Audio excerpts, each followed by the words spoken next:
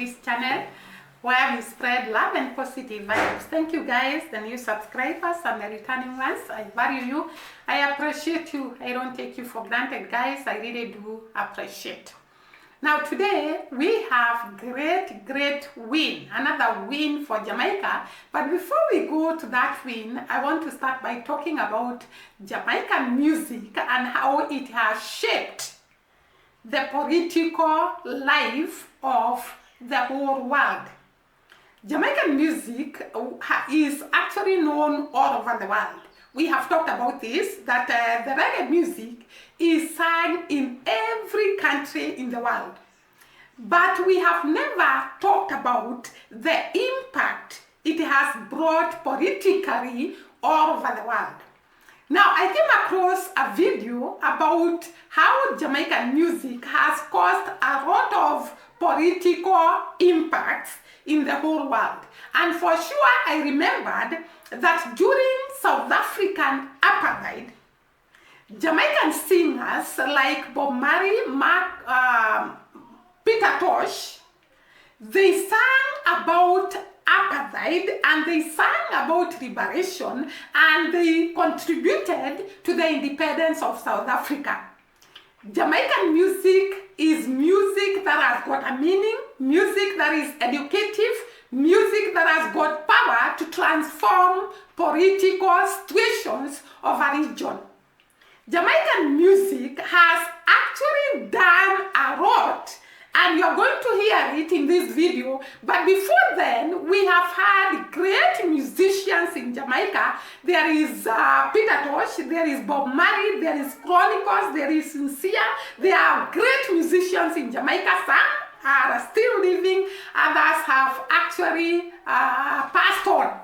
But we can say for sure the songs that have been sung by these singers have transformed a lot the way the world observes or sees things, the way the world perceives things and perceives situations.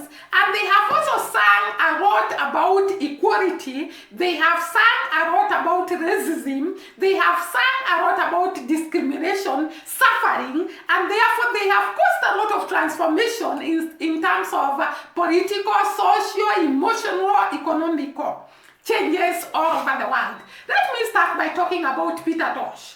Peter Tosh sang a song about Palestine. Let me talk about Palestine on the equal rights track in 1977. That is way back before we could experience what is going on between Palestine and Israel. So Peter Tosh had already perceived what would happen between Palestine and Israel. And he sang a song, The Equal Rights Track, in 1977. And therefore we can actually say some of these singers are like prophets. They prophesy of the things that are going to come, that are going to affect the people, that are going to be suffering to the people, so that people can be prepared early enough for the things that are going to come their way. So we can say also the songs that these musicians have sung are sort of prophetic. They predict what will happen some years to come. I've told you that Peter Tosh sang this song some very many years ago about Palestine, equal rights, and I'm sure he was talking about the fights that we can see today. And therefore you can see that this is actually prophetic on what is happening right now. They also sang about Marcus Garvey. Actually, many of us, we have come to understand Marcus Garvey and to know what kind of a person he was and the role he played in people's rights, independence, and all that through the songs that have been sung by these artists on liberation of black people. And therefore, these people have contributed a lot to what the world is today, to the kind of things that we see on our daily basis today, to the kind of liberation that we have, to the kind of independence that we enjoy, to the kind of equality that we enjoy. The singers of reggae music have done great contribution to every country in the world in terms of education, in terms of political, in terms of social, in terms of emotional discrimination, racism, and all that. So the music of Jamaica has actually transformed the world in a very, very positive way. Now, before I go on, let us listen to this guy who talks about how Jamaican reggae music has transformed the world in a positive way. Have a look at this. Hey everybody, I want to do a quick video and tell you about how as a kid reggae music really helped to shape my political education. They say that music can be a mirror or it can be a window. We say it's a mirror when we see ourselves represented, but it can be a window to help us learn about other people, other cultures, other aspects of history we didn't know. Now, in my school, I never learned about Marcus Garvey. I learned it through Burning Spear. And as for what colonialism was and is, well, I learned that through Bob Marley and the Wailers, Peter Tosh, Linton Kwesi Johnson, Muta Baruka, so many what we used to call conscious reggae artists. And I just want to bring your attention to one album in particular today. This is a really good one. It's Equal Rights by Peter Tosh. That album came out when I was a teenager in 1977. And I can still remember the things I learned from it today. In fact, the first song on the album is Get Up, Stand Up. And one of the interesting things that I think applies today, there's a line in the song where it says, some people are waiting for a great God to come from the sky and take away every little thing and make everybody feel all right. But if you know what life's worth, you'd look for yours right here on earth. Now we see the light. We got to stand up and fight. Stand up for your rights. You know, we're in a time where Christian nationalism is trying to convert religion into like prosperity gospel, where they turn it into a virtue, hoarding wealth and not showing empathy towards the poor. So it shows you how religion traditionally could be weaponized for good or evil, and that you need a clear political conscience and a moral compass in order to survive that. There's another great song called Stepping Razor. And just like the other Bob Marley song, Small Axe, the message is, don't look at someone's size because they can be dangerous. Even the small axe, the little community, can bring down the oligarchs, the big tree. You have a similar message in Peter Tosh's Stepping Razor. And he does have this great song on there called Apartheid. We've got to fight, fight, fight, fight against apartheid. That might have really what woke me up to the existence of apartheid, what it was, and made me get interested in the politics and the history and what was going on. And maybe most importantly, the first song on the album, Equal Rights. He says, everyone is crying out for peace, but none is crying out for justice. I don't want no peace. I want equal rights and justice. You know, I didn't know as a kid that that was a slogan, a mantra that was a big part of Black liberation and chanted in protest movements. But it's such a core idea for people to understand that, you know, we can't have peace without justice. So I recommend it. I hope you guys will take a minute, go to your music streaming services. Good music comes back to us when we need it, and we need Peter Tosh and people like him right now. Check out Equal Rights by Peter Tosh. Now you can hear the person and you can hear the things that the Jamaican music has actually done to the whole world. It has brought about joy to so many of us who are not independent. It has brought about joy to so many of us who could face discrimination. It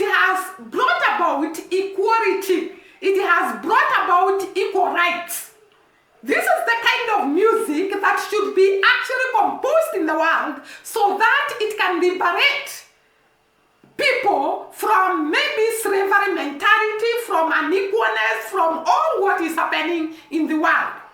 And I remember one time during the struggles of Ibrahim Traore of Burkina Faso, one of Jamaican singers sang a song of liberation on Burkina Faso. These are the kind of music that we want to hear. Music that is educative. Music that tells us the realities of life. If it's something to do with love, they tell people the realities of life so that people can be prepared on what they are going to face ahead. Prophetic music that is talking to us on the things that are going to happen ahead of us. It is quite unbelievable that these singers had such great sense of composition, the way they composed their songs, the way they did their songs. It has actually brought about a lot of transformation in the world. They talked about not taking the small people for granted, the small ant. They were actually shouting on top of their voices, telling those that thought they are better than the others that don't take for granted the small ant. Like we have been talking about Jamaica being a small nation with very low population, but it has overtaken so many countries with a huge population, huge countries, and with very, very great potential countries. But Jamaica has overtaken them as small as it is. And therefore, the singers of reggae music talked about not taking for granted the small ant, because you don't know when that ant can rise up and actually overtake you. And I think these songs were trying to warn the people that were oppressing others and thinking that others are less equal than them. And the songs were speaking on treating everyone equally, treating everybody with respect, treating everybody with love. I love what these singers were doing. They might not be here with us, but they left a legacy. They left a word for each one of us to learn and emulate. Each one of us to listen and hear the prophecy they had put there for us. Every one of us to be educated on life situations through these songs. I loved to hear the great things, the great impact the reggae music from Jamaica had on the whole world. Coming from the reggae music, let us talk about Jamaican winning. Now, we have seen a lot of winning in Jamaica in the recent past, but we are not yet offered, because we had a Jamaican pilot who was awarded how many dollars? $200,000. No, $2 million. $2 million US dollars. $2 million US dollars. I repeat again. And this is equivalent to 320 million Jamaican dollars. This is great amount of money that were awarded to this pilot by Mr. Beast. And this illustrates that this pilot had done something good that required to be awarded, to be recognized, and to be appreciated. Have a look at this. There's no way it was 100 people. It was 100 people. And I was the one that won. That's not an accident, man. And I could tell, I knew my faith was bigger than everyone else's in that moment. And I could tell that they were defeated. And I knew I prayed for divine favor. I prayed for divine favor. That's it. And favor isn't fair, but it's given to those who believe. And I believed the entire time. And I told God, I said, man, I want to be a vessel. I promise you allow me to be the winner. I will shout your name. I will shout your name. I will use my platform to just continue spreading your word. And just being that vessel to bring the gospel to those that are ignorant to it, and to those that may not believe. Now we can see the humble guy, the excitement, the happiness, the thankfulness that this guy had. He appreciated Mr. Beast for giving him this award.